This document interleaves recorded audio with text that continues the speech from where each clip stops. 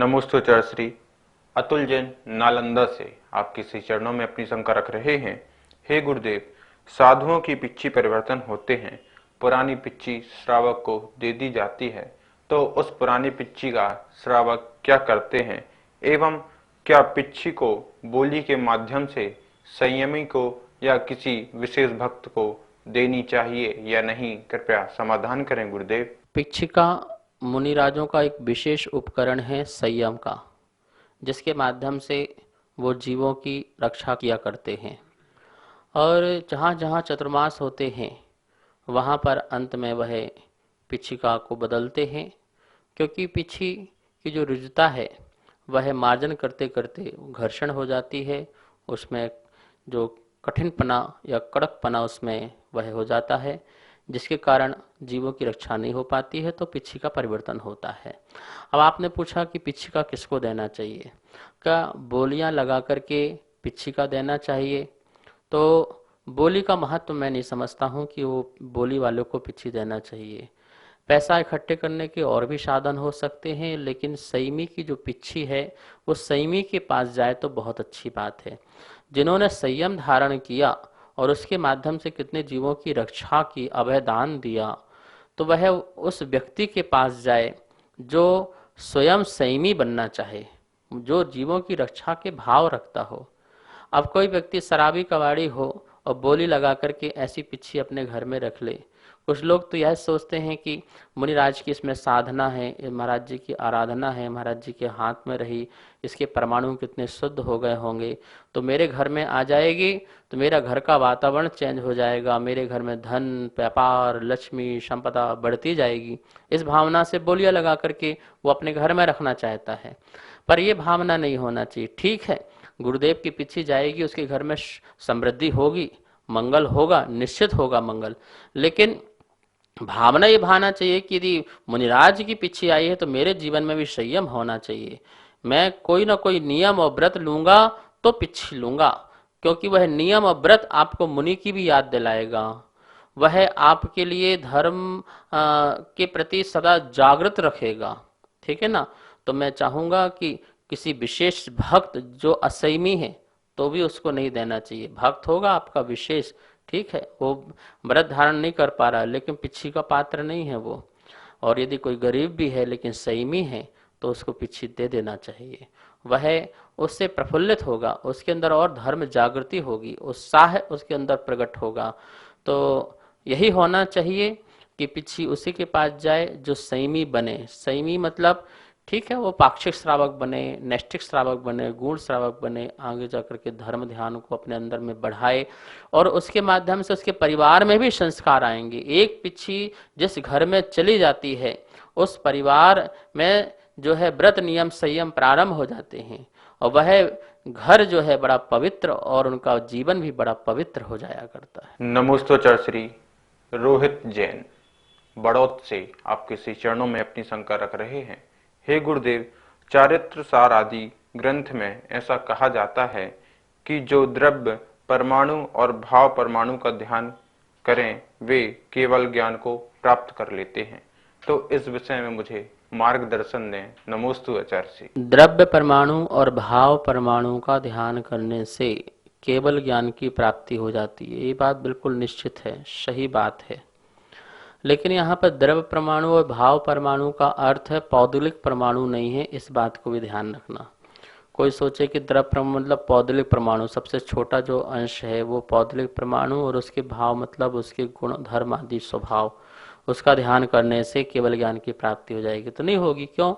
क्योंकि पौदगलिक परमाणु पर है और पर का ध्यान करने से कोई केवल ज्ञान की प्राप्ति नहीं होती है। स्व का ध्यान करने से ही केवल ज्ञान की प्राप्ति होती है। स्व की स्थिरता अर्थात स्वभाव में स्थिर होने पर ही केवल ज्ञान की प्राप्ति होती है।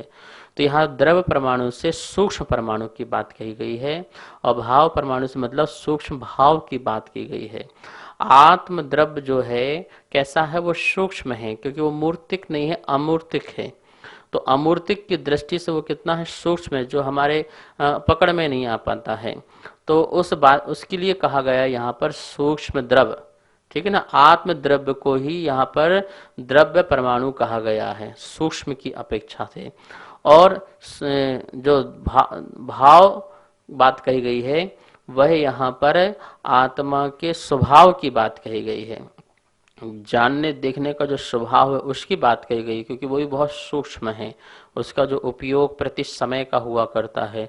तो उसे सूक्ष्म आत्मद्रव्य और सूक्ष्म भाव में जो स्थिर हो जाता है, जो लीन हो जाता है, जो लवलीन हो जाता है, उस जीव को निश्चित ही केवल ज्ञान की प्राप्ति हो जाती है। ऐसा यहाँ चारिसार आदि अनेक ग्रंथों में आचार्य भवन ने बताया है और यही उनका समझाने का भाव रहा। कोई यहाँ वहाँ पर द्रव परमाणु और भाव परमाणु का अर्थ है पौधलिक न लगाए। द्रव परमाणु मतलब आत्मद्रव्य और भाव परमाणु मतलब आत्मा के सूक्ष्म भाव। नमोस्तोचर श्री अमित जैन रायबरेली से आपके श्री चरणों में अपनी शंका रख रहे हैं। हे गुरुदेव, कहीं पर हम अनंत कहते हैं और कहीं पर अनंतानंत कहते हैं, इन दोनों में क्या अंतर है और मिथ्या दृष्टि जीव अनंत हैं या अनंतानंत हैं? कृपया समाधान करें गुरुदेव। अनंत और अनंतानंत, देखिए इन दोनों में फर्क बिल्कुल वैसे ही है जैसे 100 रुपये और 100 करोड़ में अंतर है। 100 रुपये की क्या वैल्यू है और 100 करोड़ रुपए की क्या वैल्यू है आप लगा सकते हैं। ऐसे अनंत समझ लो 100 रुपये। वैसे अनंत का भी अर्थ होता है जो अंत ना हो, लेकिन अनंत से भी बड़ा अनंतानंत होता है।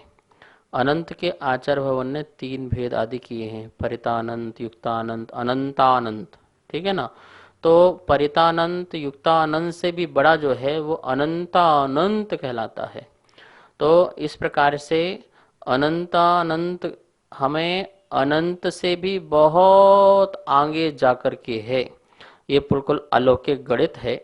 इस अलौकिक गणित को पढ़ने के लिए आप लोगों को जो है त्रिलोकसार, त्रिलोक प्रणति और जीव कांड आदि ऐसे ग्रंथों को पढ़ना चाहिए, जिसमें इस प्रकार की व्याख्याएं आपको मिलेंगी। संख्यात, असंख्यात, अनंत, फिर इनके भी 3-3 प्रकार के भेद, फिर उनके भी उत्तम, मध्यम, जगन आदि भेद। तो इस प्रकार से हम अलौकिक गणित के माध्यम से जानेंगे कि अनंत और अनंतानंत क्या होता है। हम कहीं भी किसी को अनंत बोल देते हैं, कहीं किसी को अनंतानंत बोल देते हैं। तो हम बोले सिद्ध कितने, बोले अनंत, तो अनंत नहीं, अनंतानंत सिद्ध परमेष्टि है, ठीक है ना। तो जीव कितने हैं, मिथ्या दृष्टि जीव कितने हैं, अनंत हैं कि अनंतानंत हैं, तो अनंतानंत हैं। तो कहाँ अनंत बोलना है, कहाँ अनंतानंत बोलना है, इस बात का भी ध्यान रखें। अलौकिक गणित को पढ़ें और उससे आपको पता चलेगा कि फिर हमें कहाँ अनंत बोलना है और कहाँ अनंतानंत बोलना है। नमोस्तोचर श्री डॉक्टर पंकज जैन दिल्ली से आपके श्री चरणों में अपनी शंका रख रहे हैं। हे गुरुदेव, अखबार, मैगजीन आदि पढ़ना कुशास्त्र में आएंगे या दुह श्रुति नामक अनर्थ दंड में आएंगे? कृपया समाधान करें गुरुदेव। कुशास्त्र और दुह श्रुति, ये 2 शब्द आपने कहे। पहले तो कुशास्त्र को और दुह श्रुति समझ लें। कुशास्त्र मतलब खोटे शास्त्र, धर्म की बातों को जिसमें बताया जाता है उसे शास्त्र कहते हैं, और धर्म को जो मिथ्या पूर्वक समझाया जाता है उसे कुशास्त्र कहते हैं। जिन शास्त्रों में आत्मा को परमात्मा बनाने की बात लिखी होती है वो सम्यक शास्त्र होते हैं। जो प्रामाणिक पुरुष के द्वारा कहा जाता है वो शास्त्र कहलाते हैं। लेकिन जो अप्रामाणिक और मिथ्या दृष्टियों के द्वारा कहा जाता है वो कुशास्त्र कहलाते हैं। और उसी को आचार्य भवन ने दुह श्रुति शब्द दिया है। दुह श्रुति, श्रुत और श्रुत को सुनना, श्रुति, दुह श्रुति। तो इस प्रकार से कुशास्त्र और दुह श्रुति जो है कोई अलग चीज नहीं है, दोनों एक ही चीज है और दोनों ही अनर्थ दंड हैं, निष्प्रयोजन है, प्रयोजनवान नहीं है, जीवन के लिए प्रयोजनवान नहीं है, आत्मा को संस्कारित करने वाले नहीं है, इसलिए इनको पढ़ना नहीं है। अब अखबार और मैगजीन जो है ये कुशास्त्र और दुश्रुति में नहीं आते हैं, क्योंकि इसका धर्म से कोई लेना देना नहीं है। अखबार है, इसका धर्म से क्या लेना देना, ये तो एक वर्ल्ड की इंफॉर्मेशन है कि क्या हो रहा है क्या नहीं चल रहा है, जानकारी है। लेकिन जहाँ धर्म की बात आ जाए और वो गलत वाले शास्त्र हों जो हमको मिथ्या मार्ग में लगा जाए वो कुशास्त्र कहलाते हैं, वो दुश्रुति कहलाते हैं। नमोस्तोचर श्री स्वदेश जैन आपके श्री चरणों में अपनी शंका रख रहे हैं।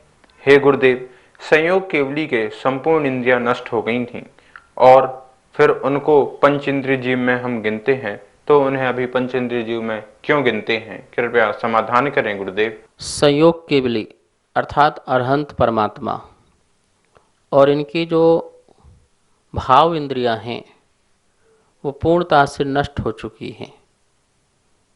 द्रव्य इंद्रियां हैं पर भाव इंद्रियां बिल्कुल नष्ट हो चुकी हैं, क्षय को प्राप्त हो चुकी हैं। तो फिर भी इनको पंच इंद्रिय क्यों बोला जाता है, ऐसा प्रश्न किया आपने। देखिए, अभी नाम कर्म में पंचेंद्रिय जाति नाम कर्म का इनका उदय चल रहा है। पंचेंद्रिय जाति नाम कर्म के उदय के कारण यह क्या पंचेंद्रिय कहलाते हैं। ठीक है, समझ में आ रहा आपको? क्योंकि अभी इनकी जो इंद्रिय की लब्धि थी वो समाप्त हुई है। जैसे चक्षु दर्शनावर्ण, अचक्षु दर्शनावर्ण ये समाप्त हुआ है, उस रूप जानने की शक्ति। लेकिन उनको तो संपूर्ण कर्म ही क्षय हो गया। दर्शनावर्णी का वीर्यांतराय जो कर्म था उस कर्म का क्षय हो गया। तो इस प्रकार से उनको देखने जानने की शक्ति पूर्ण रूप से प्रकट हो चुकी है। तो पांच इंद्रिय, लेकिन जाति नाम कर्म अभी उनका उदय चल रहा है। इस कारण से पांच इंद्रिय जाति नाम कर्म के उदय से उनकी पांच इंद्रिय की संरचना बनी हुई है। पांच इंद्रिय की संरचना बनी हुई है, उस संरचना के कारण उनको जो है पंच इंद्रिय जीव कहा जाता है। अब आपसे कोई पूछे कि संयोग केवली कौन से इंद्रिय वाले हैं, तो आपको पंच इंद्रिय जीव बोलना पड़ेगा। वो पंच इंद्रिय है ना, एक इंद्रिय दो इंद्रिय तीन इंद्रिय नहीं है। कौन से इंद्रिय है? पंच इंद्रिय जीव। किस कारण अपेक्षा से? जाति, पंच इंद्रिय जाति नाम कर्म के उदय के कारण से।